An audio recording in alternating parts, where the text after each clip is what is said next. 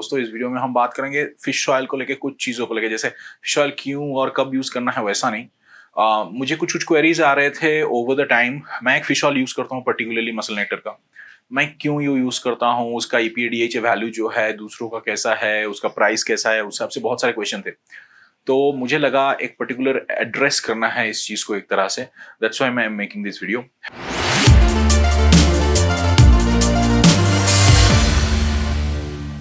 हाँ, देखिए, आपको अगर अच्छा लगता है, जितना मुझे मालूम है और जिस चीज के ऊपर बेस करके मैं यूज करता हूँ वो आपको बताने वाला हूँ। आप उसी प्रिंसिपल को एनालाइज करके आपके पसंद का कोई भी फिश ऑयल यूज करो। ऐसा नहीं कि ये मसल नेक्टर वाला यूज करना है, यूज करो, but the idea is principle मालूम होना चाहिए।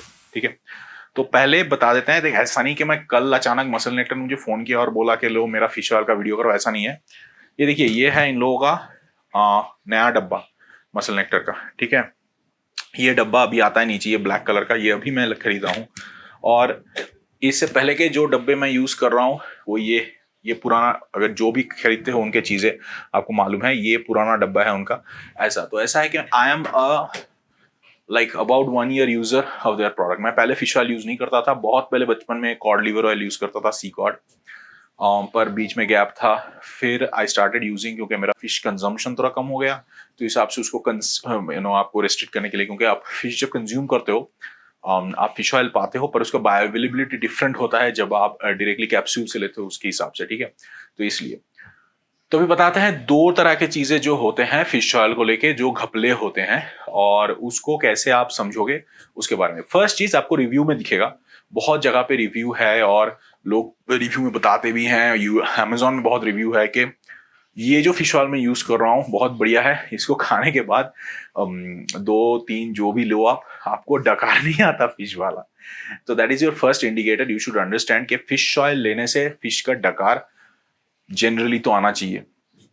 There is a very fine technology जो यूज करके फिश ऑयल का वो फिशी स्मेल चला जाता है, पर उसमें फिश ऑयल डिग्रेड होता है, उसका कॉस्ट बहुत बढ़ता है। That is something which is rarely used, because उसका कोई मतलब नहीं बनता है। फिश ऑयल आप लोगे तो फिश का डकार आएगा। If you are not taking, then आपको सफोला टाइप चीजें कोई दे रहा है। Not that Saffola is bad, Saffola is a great cooking oil, but it's not fish oil. ऐसा टाइप, मतलब वेजिटेबल ऑयल टाइप चीजें दिया जाता है, इट्स अ फैक्ट देता है। तो आप उसको जैसे उसका विस्कोसिटी वगैरह टेस्ट कर सकते हो, उसको दूसरे ऑयल में डाल सकते हो, you know understand. The second thing and the most important thing जिसके बारे में मुझे सबसे ज्यादा क्वेश्चंस आते हैं कि मैं इनका जो है फिश ऑयल यूज क्यों करता हूँ। और लोग बोले, देखो भाई, हम एक फिश ऑयल यूज करते हैं, उसका ईपीएडीएच इतना ज्यादा है, ऑलमोस्ट इनका डबल है, पर प्राइस ऑलमोस्ट सेम है। तो आपका तो ईपीएडीएच ही मेन होता है ना, तो उसके हिसाब से आप क्यों करते हो? क्योंकि देखिए, हमारे देश में एक कंसेप्ट है जिसके ऊपर बेस करके बहुत सारे ऐसे घोटाला होता रहता है। वो है, हमें कम पैसे में ज्यादा चीज चाहिए। वे प्रोटीन में हमें 98% प्रोटीन चाहिए, हमें क्या बोलते हैं आपके अमाइनो एसिड में ज्यादा अमाइनो एसिड चाहिए, क्या रेशियो है कोई फर्क नहीं पड़ता है। वैसे ही हमें फिश ऑयल में चाहिए कौन ईपीएडीएच ज्यादा देता है।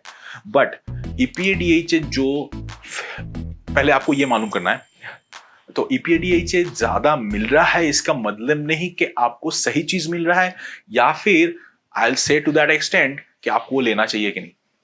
कैसे बताता हूं, देखो, बहुत सारे मरीन लाइफ में या फिर स्वीट वाटर में भी आपको फिश ऑयल मिल जाता है। जैसे कार्प हो गया, जैसे कतला रोहू फिश होता है, उसमें भी फिश ऑयल होता है। फिर सलमान में होता है, फिर आपका कॉड में होता है, सारे बहुत चीजों में, आपका टूना में होता है। सैल्मन होता है, उसका आप सुने होंगे, सैल्मन फिश ऑयल बहुत कॉस्टली, बहुत सही है, ऐसे करके बेचा जाता है। I will be telling you, you will be surprised. Salmon का जो फिश ऑयल आता है, that should be least used. क्यों, वो भी मैं बताता हूं आपको। देखिए, एफडीए ने बहुत पहले ही एक लिस्ट निकाल दिया था, और उस लिस्ट में सबसे ऊपर उन लोगों ने डाला था सार्डीन को, जो हमारे देश में सबसे ज्यादा मिलता है। और that also Bay of Bengal या फिर अपना साउथ इंडियन ओशन जो है, उसके चारों तरफ जो, मतलब अपना मालपे बीच से जो आता है, अपना दीघा बीच से जो आता है, वो जो सार्डीन आता है उसका क्वालिटी सबसे अच्छा होता है। क्यों? क्योंकि उसमें जो फिश ऑयल में ईपीएडीएच का क्वांटिटी होता है और जो मर्क्यूरी क्वांटिटी होता है, ये सबसे बैलेंस होता है। सार्डिन में सबसे कम मर्क्यूरी कंटेंट होता है, जितना ईपीएडीएच कंटेंट है उसके हिसाब से। अगर आप उसको कंपेयर करोगे सैल्मन के साथ, कॉड के साथ, कोई कार्प के साथ या फिर आपका टूना के साथ, तो आपका दिमाग घूम जाएगा कितना ज्यादा उसमें मर्क्यूरी होता है।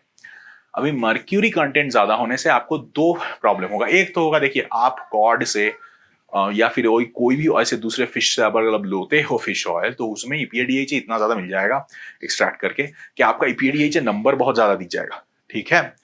पर मर्क्यूरी कंटेंट ज्यादा होने से उसका बायो अवेलेबिलिटी कम हो जाएगा, मतलब आपका बॉडी उसको कंज्यूम उतना नहीं कर पाएगा, मतलब खाओगे गार्बेज इन गार्बेज आउट। दूसरा चीज, आप इतना इतना, और if you see the list, मैं आपको लिस्ट दिखाऊंगा, ऐसा मेरा लिस्ट नहीं है, एफडीए का लिस्ट है। अगर आप देखोगे तो वहां पे आप हैरान रह जाओगे कि वो परमिसेबल लेवल से कितना ज्यादा होता है उसमें मर्क्यूरी कंटेंट। दैट्स वाई आप देखोगे जब कोई वुमेन प्रेग्नेंट होते हैं, वो डॉक्टर के पास जाते हैं, वो पूछते हैं आप फिश लेते हो, हाँ तो आप ये फिश मत लो, तो बोल देते हैं क्योंकि उसमें मर्क्यूरी कंटेंट बहुत ज्यादा होता है।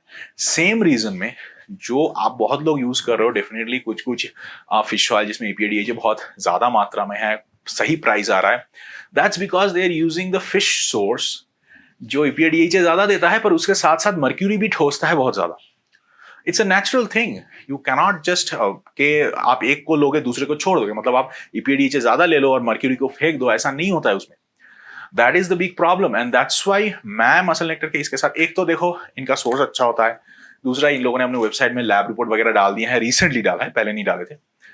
तो and that also if you look at that lab report, that's a very important lab report. हर कोई जो बनाता है ना अपना फिश ऑयल, उसको डालना चाहिए क्योंकि वो मरीन सोर्स से आ रहा है, उसमें मर्क्यूरी कंटेंट बहुत ज्यादा हो सकता है। आप रिपोर्ट बनवाओ, इन लोगों ने बनाया, is a good thing. But apart from that they are using sardine. So of course ये जो क्वेश्चन मुझे इतने लोग आप पूछते हो ना इंस्टा में, उसका जवाब ये है, इनका जो ईपीडीएच कम होता है, that's because they are using sardine as a pure source. आप सार्डिन से उतना निकाल ही नहीं सकते। और कोई बंदा अगर आपको आके बोले नहीं मेरा सोर्स है ये सार्डिन, मेरा फिश ऑयल का, पर मुझे यहां से डबल ईपीडीएच मिलता है, तो वो झूठ बोल रहा है।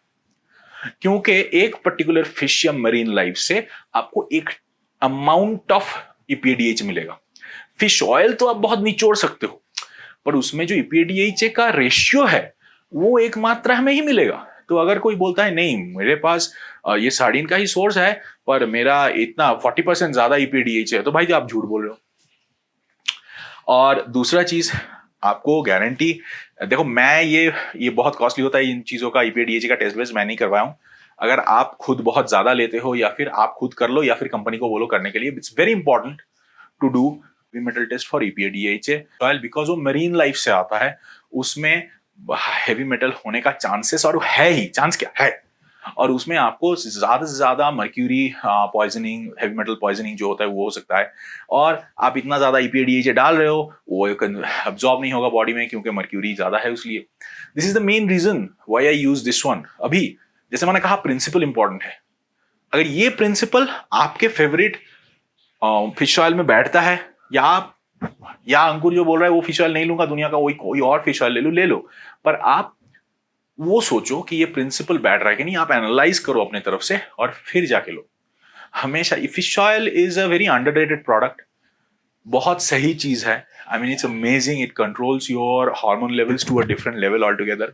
भयंकर प्रोडक्ट है ये, ब्रेन फंक्शंस अच्छा रखता है, I it has an number of uses, but it's expensive also. So हम उसको क्या करते हैं, मतलब वे प्रोटीन हो गया, क्रिएटिन हो गया, उसके बाद जाके जो लोग लिफ्ट वगैरह करते हैं वो लेते हैं, पर ये डेली लाइफ यूज का चीज है, राइट, ये एवरीवन के लिए है, ये ऐसे नहीं बॉडी बिल्डर वगैरह यूज करेंगे हमेशा। तो उसमें अगर आप लेते हो तो please go check it out. अगर हो रहा है, अगर वो प्योर सार्डिन से अपना सोर्स कर रहे हैं, उनका ईपीडीएच कम ही होगा। Don't worry about it, what ever the brand is, don't worry about it, just go get it and you should be having a proper fish oil with proper amount of BPA-DH। मेरे ख्याल से video अच्छा लगा होगा आपको। अगर कोई comment है तो कमेंट सेक्शन में लिखिए। नेक्स्ट वीडियो मिलते हैं, अपना स्वास्थ्य का ख्याल रखिएगा।